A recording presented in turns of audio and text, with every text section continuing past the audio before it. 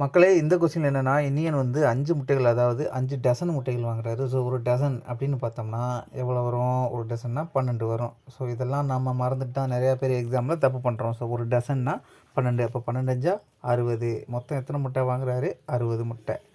60 முட்டையில் 10 முட்டை வந்து கெட்டு போச்சு. அப்போது பேலன்ஸ் நல்ல முட்டை எவ்வளவு? 50 தான் அவர் கையில் நல்ல முட்டை இருக்குது. ஸோ நல்ல முட்டையின் சதவீதத்தை பார்க்க சொல்கிறாங்க. மொத்தமாக எத்தனை முட்டை?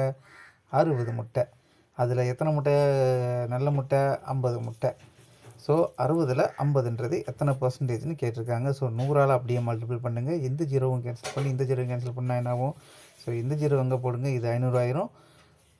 500 வகுத்தல் 6. இப்போ நம்ம சிம்பிளிஃபை பண்ணுவோம். 1 6 6 8 6 48 வருமா? So 8 8 6 48 balance 2 20 1 6 2 12 3 18. ஸோ ஒரு 3 18 பேலன்ஸ் இருக்குமா? ஸோ பாயிண்ட் வச்சு 0 சேர்த்தா அது திரும்பவும் 20,000. அடுத்து 3 18 இப்படியே 3 3 போய்கிட்டே இருக்கும். அப்போ நமக்கு ஃபைனலாக கிடைச்ச ஆன்சர் என்னது?